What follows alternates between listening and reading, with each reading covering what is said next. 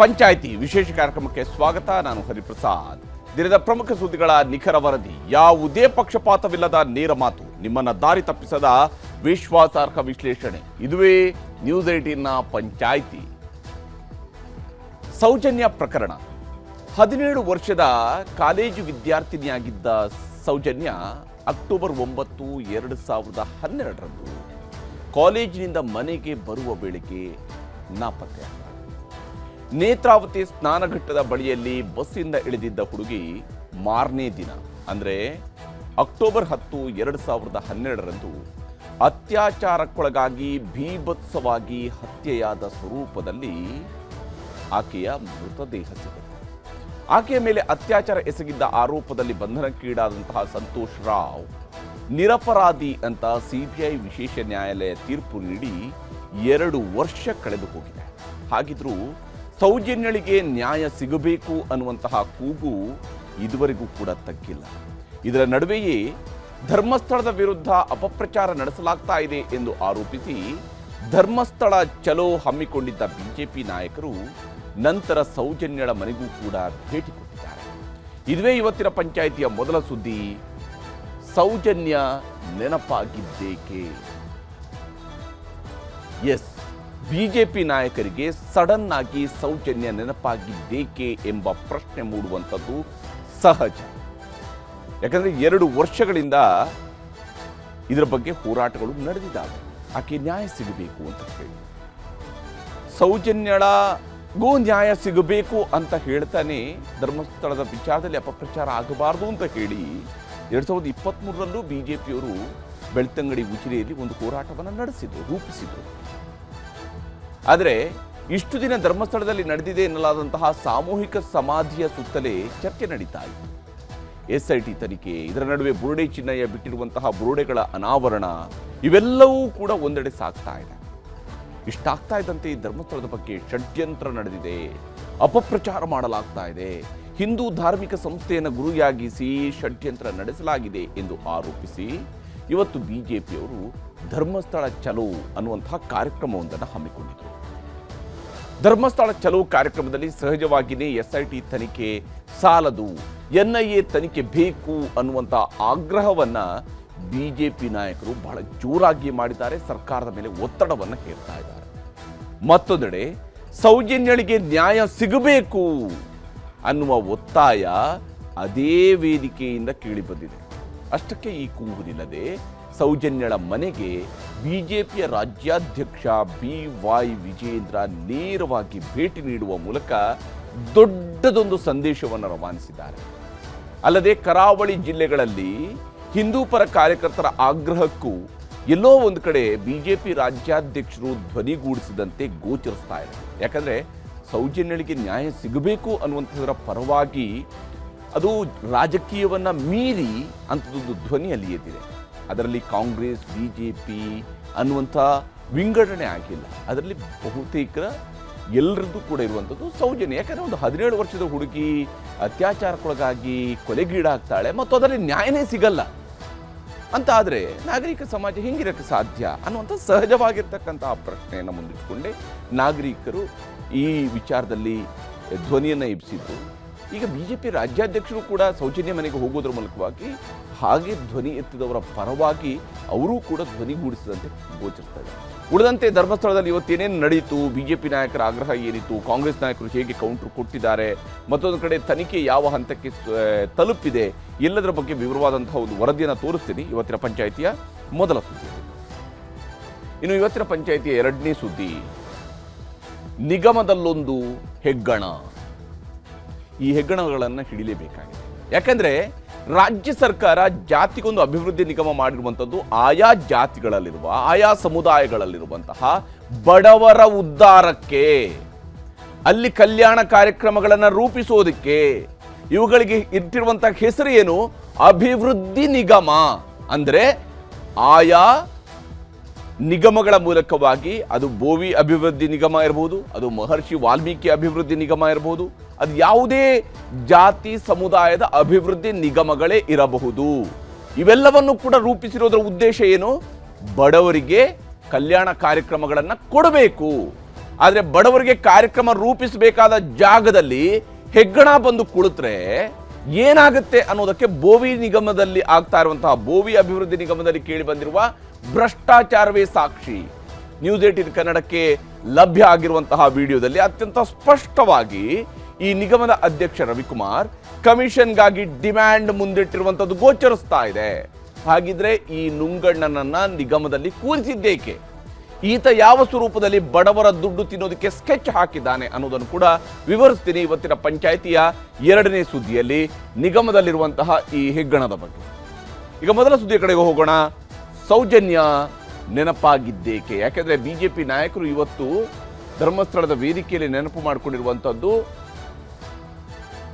ಸರಿಸುಮಾರು 12.5 ವರ್ಷಗಳ ಹಿಂದೆ. ಈ ವರ್ಷದ ಅಕ್ಟೋಬರ್ 12 ಬಂತು, ಅಕ್ಟೋಬರ್ 9, 10 ಬಂತು ಅಂತ ಹೇಳಿದ್ರೆ ಈ ಹುಡುಗಿ ತೀರ್ಕೊಂಡು ಬರೋಬ್ಬರಿ 13 ವರ್ಷ ಆಗೋಗ್ಬಿಡುತ್ತೆ. ಇಂತಹ ಸಂದರ್ಭದಲ್ಲಿ ನ್ಯಾಯದ ಹೋರಾಟಗಳು ನಡೆದಿದ್ದಾವೆ, ನ್ಯಾಯಾಲಯದಲ್ಲೂ ಕೂಡ ವಿಚಾರಣೆ ನಡೆದಿದೆ, ತೀರ್ಪು ಬಂದಿದೆ. ಇಷ್ಟೆಲ್ಲ ಆದ ನಂತರವೂ ಕೂಡ ಹೋರಾಟ ನಿಂತಿಲ್ಲ. ಈಗ ವಿಜೇಂದ್ರ ಅವರು ಸೌಜನ್ಯ ಅವರ ಮನೆಗೆ ಹೋಗಿದ್ದಾರೆ, ಸೌಜನ್ಯಳ ತಾಯಿಯನ್ನು ಮಾತನಾಡಿಸಿದ್ದಾರೆ, ಕುಸುಮಾವತಿ ಅವರನ್ನು ಮಾತನಾಡಿಸಿದ್ದಾರೆ.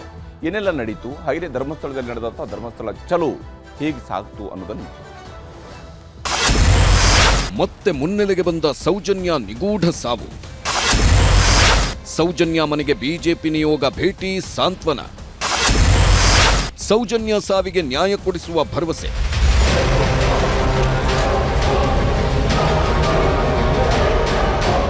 ಇವತ್ತು ಸೌಜನ್ಯ ಹತ್ಯೆ ಪ್ರಕರಣ ಇವತ್ತು ಮರುತನಿಕೆಗೆ ರಾಜ್ಯ ಸರ್ಕಾರ ಘೋಷಣೆ ಮಾಡಲಿ ತಕ್ಷಣ.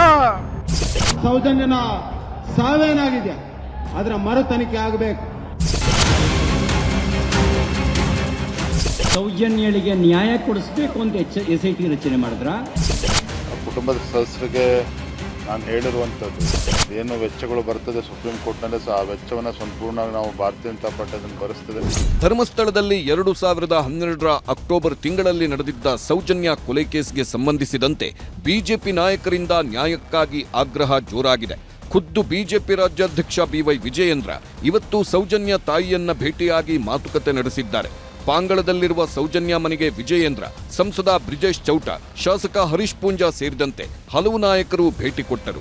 ಸೌಜನ್ಯ ಸಾವಿನ ಬಗ್ಗೆ ಪಕ್ಷಕ್ಕೆ ಕಳವಳವಿದ್ದು ನ್ಯಾಯ ಕೊಡಿಸುವ ಭರವಸೆ ನೀಡಿದ್ದಾರೆ ವಿಜಯೇಂದ್ರ. ಸೌಜನ್ಯ ಹೋರಾಟ, ಸುಪ್ರೀಂ ಕೋರ್ಟ್ ಕೇಸ್, ಹೀಗೆ ಎಲ್ಲದಕ್ಕೂ ಸಹಾಯ ಮಾಡೋ ಭರವಸೆಯನ್ನ ವಿಜಯೇಂದ್ರ ನೀಡಿದ್ದಾರೆ. ಕುಟುಂಬದ ಸದಸ್ಯರಿಗೆ ನಾನು ಹೇಳಿರುವಂಥದ್ದು ಏನೀಗ CBI ಕೋರ್ಟ್ ಆದೇಶ ಆಗಿದೆ, ಅದರ ಮೇಲ್ಮನವಿಯನ್ನು ಸುಪ್ರೀಂ ಕೋರ್ಟಲ್ಲಿ ಅವ್ರು ಮಾಡಿದ್ದೇ ಆದಲ್ಲಿ ಅದೇನು ವೆಚ್ಚಗಳು ಬರ್ತದೆ ಸುಪ್ರೀಂ ಕೋರ್ಟ್ನಲ್ಲಿ ಆ ವೆಚ್ಚವನ್ನು ಸಂಪೂರ್ಣವಾಗಿ ನಾವು ಭಾರತೀಯ ಜನತಾ ಪಾರ್ಟಿ ಅದನ್ನು ಭರಿಸ್ತದೇನೆ. ಅದ್ರ ಬಗ್ಗೆ ತಲೆ ಕೆಡಿಸ್ಕೊಳ್ಬೇಡಿ, ಕಾಳಜಿ ಮಾಡೋದು ಬೇಡ. ನಾವು ನಿಮ್ಮ ಜೊತೆಲಿ ಸಂಪೂರ್ಣವಾಗಿ ಇದ್ದೇವೆ ಅನ್ನೋ ವಿಚಾರವನ್ನು ಅವ್ರಿಗೆ ತಿಳಿಸಿದ್ದೇನೆ. ತಮ್ಮನ್ನು ಭೇಟಿಯಾದ ಬಿಜೆಪಿ ನಾಯಕರ ಮುಂದೆಯೂ ತಮ್ಮ ಕಣ್ಣೀರಿನ ಕಥೆಯನ್ನ ಕುಸುಮಾವತಿ ವಿವರಿಸಿದ್ದಾರೆ. ಕಳೆದ 12 ವರ್ಷಗಳಿಂದಲೂ ನ್ಯಾಯಕ್ಕಾಗಿ ಹೋರಾಟ ನಡೆಸುತ್ತಿರುವ ಬಗ್ಗೆಯೂ ವಿವರಿಸಿದ್ದು ನ್ಯಾಯ ಕೊಡಿಸುವಂತೆ ಮನವಿ ಮಾಡಿದ್ದಾರೆ. ಇವತ್ತು ನ್ಯಾಯ ಕೇಳಿದ್ರೆ ಈ ರೀತಿ ನಮ್ಮ ಮೇಲೆ ದಬ್ಬಾಳಿಕೆ ಮಾಡ್ತಾ ಇದ್ದಾರೆ ನೋಡಿ. ನಿಮ್ಮ ಪಕ್ಷದಲ್ಲಿ ಇದ್ದವರು ಹೇಳ್ತಾ ಇದ್ದಾರೆ ಇಷ್ಟು ದೊಡ್ಡ ಮನೆ ಕಟ್ಟಿದರೆ ಸೌಜನ್ಯ ಹೆಸರು ಹೇಳ್ಕೊಂಡು ಹಣ ಮಾಡಿದ್ದಾರೆ ಅಂತ ಹೇಳ್ತಾ ಇದ್ದಾರೆ ಸರ್. ಹಾಗಾದ್ರೆ ನಮ್ಮ ಮನೆಗೆ ನ್ಯಾಯ ಇಲ್ವ ಸರ್? ಹಾಗಾದ್ರೆ ಇನ್ನು ಸೌಜನ್ಯ ಮನೆಗೆ ಹೋಗೋದಿಕ್ಕೂ ಮೊದಲೇ ಬಿಜೆಪಿ ನಾಯಕರು ಧರ್ಮಸ್ಥಳದಲ್ಲಿ ಹಮ್ಮಿಕೊಂಡಿದ್ದ ಧರ್ಮಸ್ಥಳ ಚಲೋ ಸಮಾವೇಶದಲ್ಲೂ ಸೌಜನ್ಯ ಪ್ರಕರಣವನ್ನ ಪ್ರಸ್ತಾಪಿಸಿದ್ದರು. ಸೌಜನ್ಯ ಸಾವಿಗೂ ನ್ಯಾಯ ಸಿಗಬೇಕೆಂದು ಬಿಜೆಪಿ ರಾಜ್ಯಾಧ್ಯಕ್ಷ ವಿಜಯೇಂದ್ರ ಹಾಗೂ ದಕ್ಷಿಣ ಕನ್ನಡದ ಸಂಸದ ಬ್ರಿಜೇಶ್ ಚೌಟ ಒತ್ತಾಯಿಸಿದ್ದಾರೆ. ನಾನು ಈ ವೇದಿಕೆ ಮೂಲಕ ಒಂದು ಮಾತನ್ನ ಸ್ಪಷ್ಟಪಡಿಸೋದಕ್ಕೆ ಇಚ್ಛಪಡ್ತೇನೆ. ರಾಜ್ಯ ಸರ್ಕಾರಕ್ಕೆ ಆಗ್ರಹವನ್ನು ಕೂಡ ಮಾಡ್ತೇನೆ. ಇವತ್ತು ಸೌಜನ್ಯ ಹತ್ಯೆ ಪ್ರಕರಣ ಇವತ್ತು ಮರುತನಿಕೆಗೆ ರಾಜ್ಯ ಸರ್ಕಾರ ಘೋಷಣೆ ಮಾಡಲಿ ತಕ್ಷಣ. ಸೌಜನ್ಯ ಹತ್ಯೆ ಪ್ರಕರಣದಲ್ಲಿ ಮರುತನಿಕೆಗೆ ಇವತ್ತು ಘೋಷಣೆ ಮಾಡಲಿ. ಆ ಸೌಜನ್ಯಳ ಕುಟುಂಬಕ್ಕೆ ನ್ಯಾಯ ಕೊಡ್ತಕ್ಕಂಥ ಕೆಲಸವನ್ನ ರಾಜ್ಯ ಸರ್ಕಾರ ಮಾಡಲಿ. ನಮ್ಮ ಬೆಳ್ತಂಗಡಿಯ ಶಾಸಕರು ಸದನದಲ್ಲಿ ಅತ್ಯಂತ ಸ್ಪಷ್ಟವಾಗಿ ಹೇಳಿದ್ದಾರೆ, ಆ ಸೌಜನ್ಯನ ಸಾವೇನಾಗಿದೆ ಅದರ ಮರು ತನಿಖೆ ಆಗಬೇಕು. ಅದರಲ್ಲಿ ಯಾರೆಲ್ಲ ಇದ್ದಾರೆ ಅದು ಸ್ಪಷ್ಟವಾಗಿ ಹೊರಗೆ ಬರಬೇಕು. ಸರ್ಕಾರದ ಜವಾಬ್ದಾರಿ ಇದೆ. ಈ ಮರು ತನಿಖೆಯನ್ನು ಮಾಡುವಂತಹ ಕೆಲಸವನ್ನು ಮಾಡಬೇಕು. ಇಡೀ ಭಾರತೀಯ ಜನತಾ ಪಾರ್ಟಿ ಇದರ ಜೊತೆಗೆ ನಿಲ್ತದೆ ಅನ್ನುವಂಥ ಮಾತನ್ನು ಈ ಸಂದರ್ಭದಲ್ಲಿ ಅತ್ಯಂತ ಸ್ಪಷ್ಟವಾಗಿ ಹೇಳ್ತಾ ಇದ್ದೇನೆ.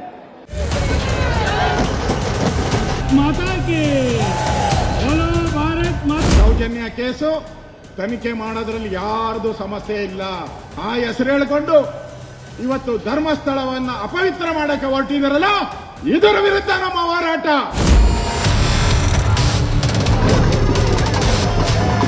ಆ ದಾಸೈಗೆ ಬುರುಡೆ ಎಲ್ಲಿ ಬಂತು? ಅದ್ರ ತಲೆಗೆ ಆಗ್ಬೇಕಾಗಿತ್ತಲ್ಲ. SIT ಆದಂತ ಟೈಮಲ್ಲಿ ಅವನು ಹೊತ್ತು ಹೊರಗಾಕ್ಬೇಕಿತ್ತಲ್ಲ. ಷಡ್ಯಂತ್ರದ ಬುಡ ದೂರ ಎಲ್ಲೂ ಇಲ್ಲ ಮಾನ್ಯ ಮುಖ್ಯಮಂತ್ರಿಗಳೇ. ಷಡ್ಯಂತ್ರದ ಬುಡ ನಿಮ್ಮೊಳಗೆ ಇದೆ. ಇದರ ಸಂಪೂರ್ಣ ತನಿಖೆಯನ್ನ NIA CBI ಕೊಡಬೇಕು ಅಂತ. ಇದು ಸೌಜನ್ಯ ಅತ್ಯಾಚಾರ ಮತ್ತು ಕೊಲೆ ಪ್ರಕರಣದ ಬಗ್ಗೆ ದಕ್ಷಿಣ ಕನ್ನಡ ಜಿಲ್ಲೆಯ ಬಿಜೆಪಿ ಕಾರ್ಯಕರ್ತರು ಹಾಗೂ ಸಾಮಾನ್ಯ ಜನರ ಆಗ್ರಹ ಬಿಜೆಪಿಯ ರಾಜ್ಯ ನಾಯಕತ್ವಕ್ಕೂ ಮುಟ್ಟಿರುವುದನ್ನು ಸ್ಪಷ್ಟವಾಗಿ ಎತ್ತಿ ತೋರಿಸಿದೆ. ಈ ಮೂಲಕ ಧರ್ಮಸ್ಥಳದಲ್ಲಿ ಈಗ ನಡೆಯುತ್ತಿರುವ SIT ತನಿಖೆಯ ಸಂದರ್ಭದಲ್ಲೂ ಸೌಜನ್ಯ ಪ್ರಕರಣಕ್ಕೆ ಮತ್ತೆ ಜೀವ ಸಿಗುವ ಲಕ್ಷಣ ಕಾಣುತ್ತಿದೆ. ಇನ್ನು ಇವತ್ತು ಬೆಳಿಗ್ಗೆಯಿಂದಲೇ ಧರ್ಮಸ್ಥಳದಲ್ಲಿ ಕೇಸರಿ ಕಹಳೆ ಮೊಳಗಿತ್ತು. ರಾಜ್ಯದ ನಾನಾ ಭಾಗಗಳಿಂದ ಬಂದಿದ್ದ ಬಿಜೆಪಿ ನಾಯಕರು ಧರ್ಮಸ್ಥಳದಲ್ಲಿ ಸೇರಿದ್ದರು. ಸುರಿಯೋ ಮಳೆಯನ್ನು ಲೆಕ್ಕಿಸದೆ ಧರ್ಮಸ್ಥಳ ವಿರುದ್ಧ ಅಪಪ್ರಚಾರ ಖಂಡಿಸಿ ಪಾದಯಾತ್ರೆ ಮಾಡಿದ್ರು. ವಿಜಯೇಂದ್ರ ನೇತೃತ್ವದಲ್ಲಿ ಪಾದಯಾತ್ರೆ ಮೂಲಕ ಬಂದು ವೀರೇಂದ್ರ ಹೆಗ್ಗಡೆ ಅವರನ್ನ ಭೇಟಿ ಮಾಡಿ ನೈತಿಕ ಸ್ಥೈರ್ಯ ತುಂಬಿದ್ರು. ಧರ್ಮಸ್ಥಳದ ವಿಚಾರವಾಗಿ ತನಿಖೆ ಮಾಡುತ್ತಿರುವ ರಾಜ್ಯ ಸರ್ಕಾರದ SIT ಮೇಲೆ ನಂಬಿಕೆ ಇಲ್ಲ, ತನಿಖೆಯನ್ನ NIAಗೆ ವಹಿಸಬೇಕು ಎಂದು ಬಿಜೆಪಿ ನಾಯಕರು ಆಗ್ರಹಿಸಿದ್ದಾರೆ. ಇವತ್ತು ಧರ್ಮಸ್ಥಳ ಚಲೋ ಏನು ರಾಜ್ಯದ ಮೂಲೆ ಮೂಲೆಗಳಿಂದ ಬಂದಿದ್ದಾರೆ. ಇವತ್ತು ರಾಜ್ಯಾದ್ಯಂತ ಮುಂದಿನ ದಿನಗಳಲ್ಲಿ ಹೋರಾಟ ಆಗಬಾರದು ಅಂತ ಹೇಳಿದ್ರೆ ಒಂದು ಕ್ಷಣನೂ ಕೂಡ ತಡೆ ಮಾಡ್ದೇನೆ ಈ ಧರ್ಮಸ್ಥಳದ ವಿರುದ್ಧ ಏನು ಅಪಪ್ರಚಾರ ನಡೀತಾ ಇದೆ, ಇದರ ಸಂಪೂರ್ಣ ತನಿಖೆಯನ್ನ NIA CBI ಕೊಡಬೇಕು ಅಂತೇಳಿ ಮತ್ತೊಮ್ಮೆ ಆಗ್ರಹಪಡಿಸಿ SIT ಯಾರನ್ನ ಹಿಡಿತಾ ಇದ್ದಾರೆ?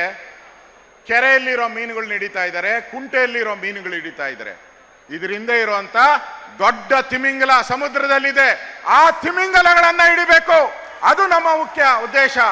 ಆ ತಿಮಿಂಗಲ ಎಲ್ಲೇ ಇದ್ರೂ ಬಿಡಬಾರದು. ಅದಕ್ಕೆ ನಾವು ಇವತ್ತು ತನಿಖೆಯನ್ನ ನ್ಯಾಷನಲ್ ಇನ್ವೆಸ್ಟಿಗೇಷನ್ ಮಾಡಬೇಕು, NIAಗೆ ಒಪ್ಪಿಸಬೇಕು. ಇದರಿಂದ ದೊಡ್ಡ ಜಾಲ ಇದೆ.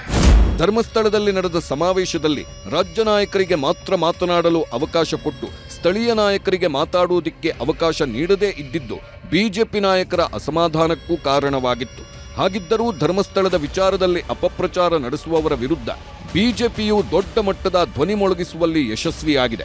ಸ್ಥಳೀಯರಿಗಿಂತಲೂ ರಾಜ್ಯದ ಬೇರೆ ಬೇರೆ ಭಾಗಗಳಿಂದಲೇ ಹೆಚ್ಚಿನ ಸಂಖ್ಯೆಯಲ್ಲಿ ಬಿಜೆಪಿ ನಾಯಕರು ಹಾಗೂ ಕಾರ್ಯಕರ್ತರು ಭಾಗವಹಿಸುವ ಮೂಲಕ ಕಾಂಗ್ರೆಸ್ ಸರ್ಕಾರಕ್ಕೆ ಎಚ್ಚರಿಕೆಯ ಸಂದೇಶ ರವಾನಿಸಿದ್ದಾರೆ.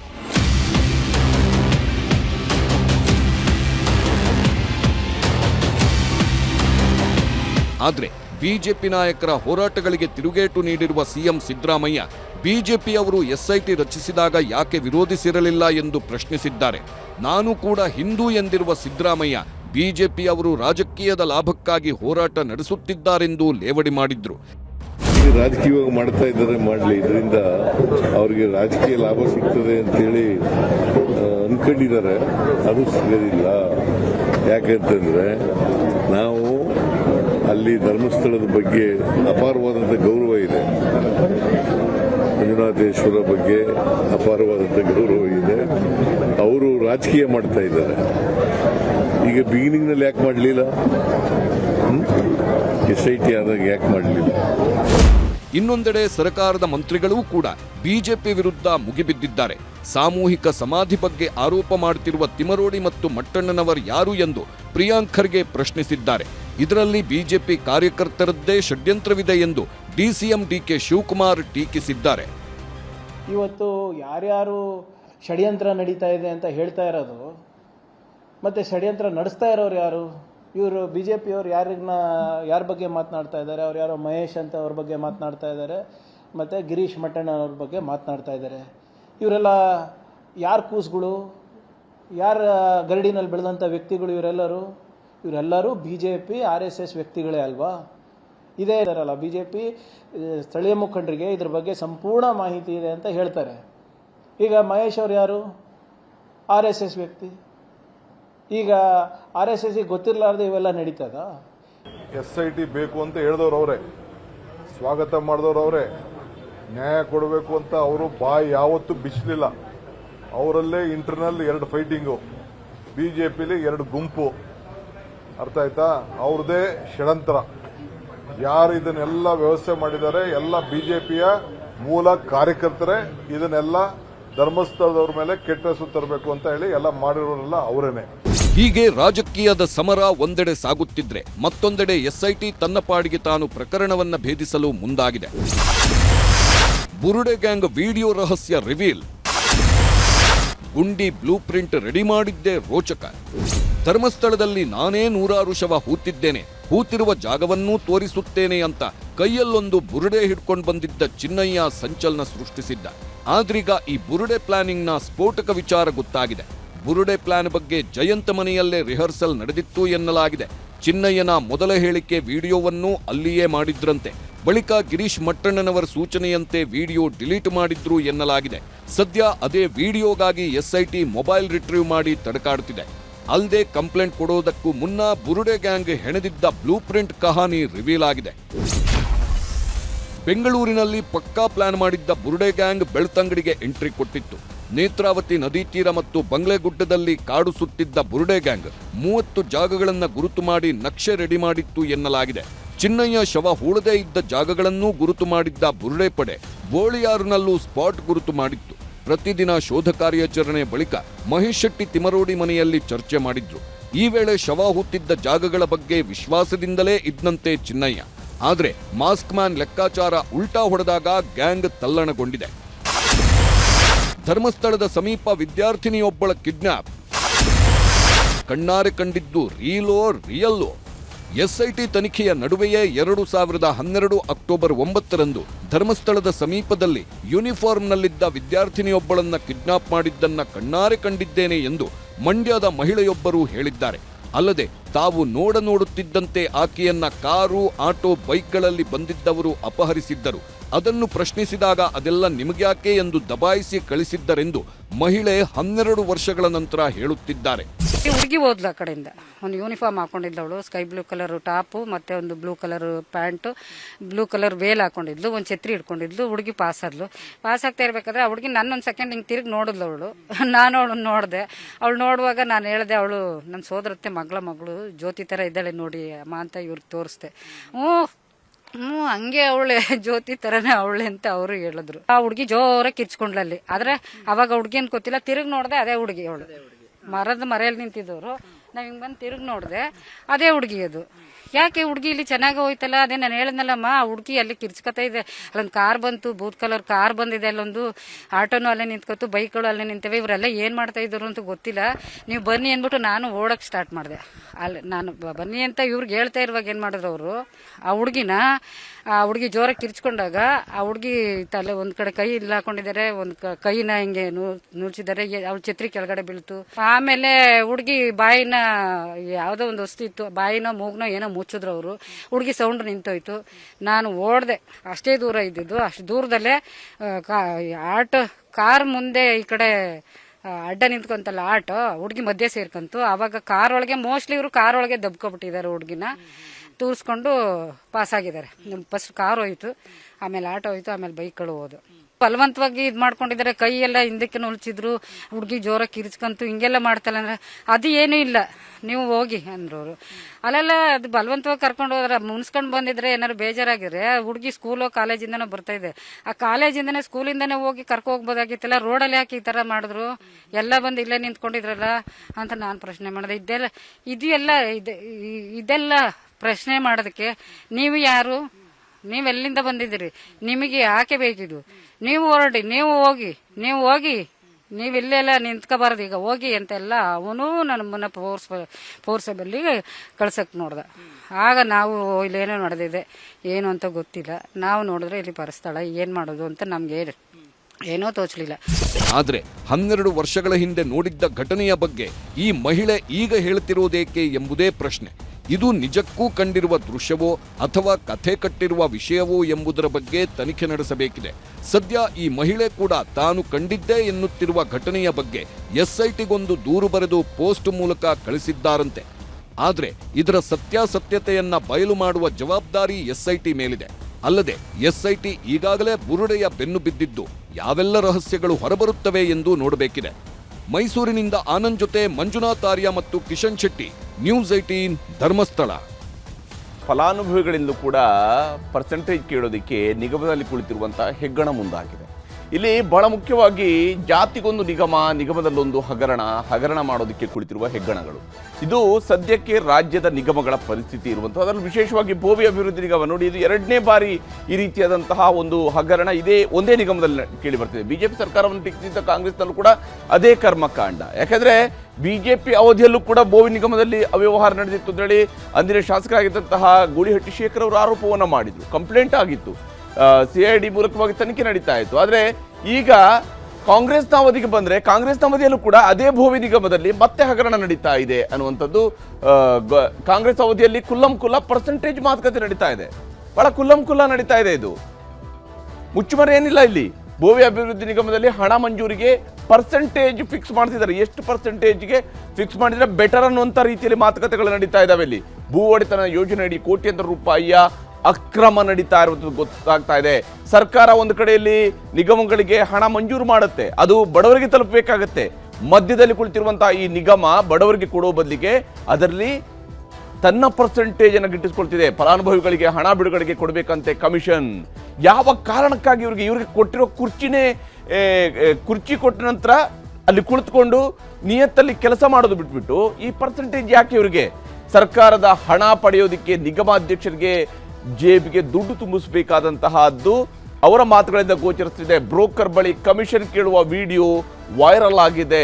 ಅದು ನಿಗಮದ ಅಧ್ಯಕ್ಷ ರವಿಕುಮಾರ್ ಕಮಿಷನ್ಗೆ ಡಿಮ್ಯಾಂಡ್ ಮಾಡಿದ್ರಾ ಅನ್ನುವಂಥದ್ದು ಇಲ್ಲಿರುವ ಬಹಳ ಮುಖ್ಯವಾದಂತಹ ಪ್ರಶ್ನೆ. 25 ಲಕ್ಷ ರೂಪಾಯಿ ಹಣ ಬಿಡುಗಡೆಗೆ 5 ಲಕ್ಷ ರೂಪಾಯಿ ಕೊಡಬೇಕಂತೆ. 20% ಕುಲ್ಲ ವೈರಲ್ ಆಗಿರುವಂತಹ ವಿಡಿಯೋದಲ್ಲಿದೆ ಭ್ರಷ್ಟಾಚಾರದ ಸುಳಿವು. ಯಾವ ಸ್ವರೂಪದ ಭ್ರಷ್ಟಾಚಾರ ಇಲ್ಲಿ ನಡೆದಿದೆ ಅನ್ನುವಂಥದ್ದು ಈ ವಿಡಿಯೋದಲ್ಲಿ ಗೊತ್ತಾಗುತ್ತೆ. ಮತ್ತು ವಿಶೇಷವಾಗಿ ಭೋವಿ ನಿಗಮದ ಅಧ್ಯಕ್ಷರಿಂದ ಕಮಿಷನ್ಗೆ ಡಿಮ್ಯಾಂಡ್ ಹೇಗಿದೆ ಅನ್ನೋದನ್ನ ನೋಡ್ತಾ ಹೋದಾಗ ಆಫೀಸ್ನಲ್ಲೇ ಡೀಲ್ ಮಾಡಿರೋದು, ತಮ್ಮ ಕಚೇರಿಯಲ್ಲೇ ಕಮಿಷನ್ ತಂದೆ ನಡೆಸ್ತಾ ಇದ್ದಾರಾ ರವಿಕುಮಾರ್ ಅನ್ನುವಂಥದ್ದು ಸ್ಪಷ್ಟವಾಗಿ ಬರುವಂತಹ ಒಂದು ಅನುಮಾನ. ಯಾಕಂದ್ರೆ ಫಲಾನುಭವಿಗೆ ನೇರವಾಗಿ ಪರ್ಸೆಂಟೇಜ್ ಕೇಳ್ತಾ ಇದ್ದಾರೆ ರವಿಕುಮಾರ್. ಇಲ್ಲಿ ಈ ವಿಡಿಯೋದಲ್ಲಿ ಅದು ಗೋಚರಿಸ್ತಾ ಇದೆ. ನಿಗಮದ ಅಧ್ಯಕ್ಷ ರವಿಕುಮಾರ್ ಕಮಿಷನ್ಗೆ ಡಿಮ್ಯಾಂಡ್ ಮಾಡ್ತಿದ್ದಾರೆ. ಎಷ್ಟು ಹಣಕ್ಕೆ ಎಷ್ಟು ಕಮಿಷನ್ ಕೊಡಬೇಕು ಅನ್ನೋದರ ಬಗ್ಗೆಯೂ ಕೂಡ ವಿಡಿಯೋ ವೈರಲ್ ಆಗಿದೆ. 3 ಕೋಟಿ ರೂಪಾಯಿಗೆ ಎಷ್ಟು ಬರುತ್ತೆ ಅಂತ ಕೇಳ್ತಾರೆ ಅವರು. ಇದು ಹಾಗಾದ್ರೆ ಭೋವಿ ನಿಗಮದ ಭ್ರಷ್ಟಾಚಾರವನ್ನು ಬಯಲು ಮಾಡಿರುವಂಥದ್ದು ನ್ಯೂಸ್ 18 ಕನ್ನಡ. ನ್ಯೂಸ್ 18 ಕನ್ನಡದಲ್ಲಿ ಈ ವರದಿ ಬರೋದಕ್ಕೆ ಶುರುವಾದ ಮೇಲೆ ಪ್ರತಿಪಕ್ಷಗಳ ನಾಯಕರು ಸರ್ಕಾರಕ್ಕೆ ತರಾಟೆ ತೆಗೆದುಕೊಳ್ತಿದ್ದಾರೆ. 60% ಭ್ರಷ್ಟಾಚಾರದ ಸರ್ಕಾರ ಅಂತೇಳಿ ಬಿಜೆಪಿಗರು ತಿರುಗೇಟು ಕೊಡ್ತಾ ಇದ್ದಾರೆ. ಯಾಕಂದ್ರೆ ಅವ್ರು 40% ಅವರು, ಇವರು 60% ಅವರು ಅಂತೇಳಿ. ವಿಜಯೇಂದ್ರ ಅಶೋಕ್ ಎಕ್ಸ್ ಪೋಸ್ಟ್ನಲ್ಲೂ ಕೂಡ ಟೀಕಾ ಪ್ರಹಾರವನ್ನು ನಡೆಸಿದ್ದಾರೆ. ನ್ಯೂಸ್ 18 ವರದಿಯನ್ನೇ ಟ್ಯಾಗ್ ಮಾಡಿ HD ಕುಮಾರಸ್ವಾಮಿ ಅವರು ಕೂಡ ಸರ್ಕಾರಕ್ಕೆ ಆಗ್ರಹಿಸಿದ್ದಾರೆ. ಧೀರಜ್ ಮುನ್ರಾಜ್ ಅವರು, ಬಿಜೆಪಿಯ ನಾಯಕರಾಗಿರುವಂತಹ ಧೀರಜ್ ಮುನ್ರಾಜ್ ಅವರು ಕೂಡ ಮಾತನಾಡಿದ್ದಾರೆ. ತೋರಿಸಿ. ಗೌರ್ಮೆಂಟ್ ದುಡ್ಡು ಒಬ್ಬ ಗ್ರಾಮ ಪಂಚಾಯತಿ ಮೆಂಬರ್ ಅವ್ರ ಅಕೌಂಟ್ಗೆ ಹಾಕೊಂಡ್ರೆ ನರೇಗಾ ದುಡ್ಡು 6 ವರ್ಷ ಸಸ್ಪೆಂಡ್ ಮಾಡ್ತೀರಾ, ಅವ್ರನ್ನ ಜೈಲ್ಗೆ ಹಾಕ್ಬೋದು. ಒಬ್ಬ ಕಳ್ಳ ಹೋಗಿ ಹುಂಡಿಯಲ್ಲಿ ದುಡ್ಡು ಹೊಡೆದ್ರೆ ಎಷ್ಟು ವರ್ಷ ಸರ್ ಜೈಲು? ಸರ್ಕಾರದ ತಿಜೋರಿಯಿಂದ ಇವ್ರ ದುಡ್ಡಿಗೆ 5 ಲಕ್ಷ ಇವರು ಬೇಡಿಕೆ ಇಟ್ರೆ ಇವ್ರನ್ನೆಲ್ಲ ಜೈಲ್ಗೆ ಹಾಕ್ಬೇಕು. ಫಸ್ಟ್ ಯಾವುದೇ ಕಾರಣಕ್ಕೂ ಇದ್ರಲ್ಲಿ ತಾತ್ಸಾರ ಮಾಡಬಾರ್ದು, ಪಕ್ಷಪಾತ ಮಾಡಬಾರ್ದು. ಅದ್ರ ಪ್ರೂಫ್ ನೀವು ನ್ಯೂಸ್ 18 ಅವ್ರು ಕೊಟ್ಟಿದ್ದೀರಾ. ಇವತ್ತು ಅವ್ರನ್ನ ಕೂಡಲೇ ಬಂಧನ ಮಾಡ್ಬೇಕು ಸರ್, ವಜಾ ಮಾಡ್ಬೇಕು. ಹೀಗೆ ಇಲ್ಲಿ ರವಿಕುಮಾರ್ ಬಂಧನಕ್ಕೂ ಆಗ್ರಹ ವ್ಯಕ್ತವಾಗ್ತಾ ಇದೆ. ರವಿಕುಮಾರ್ ಈ ಹುದ್ದೆಯಲ್ಲಿ ಮುಂದುವರಿತಾರಾ ಅನ್ನುವಂತಹ ಪ್ರಶ್ನೆಯೂ ಕೂಡ ಇಲ್ಲಿ ಇರುವಂಥದ್ದು. ಸರ್ಕಾರ ಏನು ಕ್ರಮ ಕೈಗೊಳ್ಳುತ್ತೆ ಅನ್ನೋದನ್ನ ನೋಡಬೇಕಾಗಿದೆ. ಇದಾಗಿತ್ತು ಇವತ್ತಿನ ಪಂಚಾಯಿತಿ. ನಮಸ್ಕಾರ.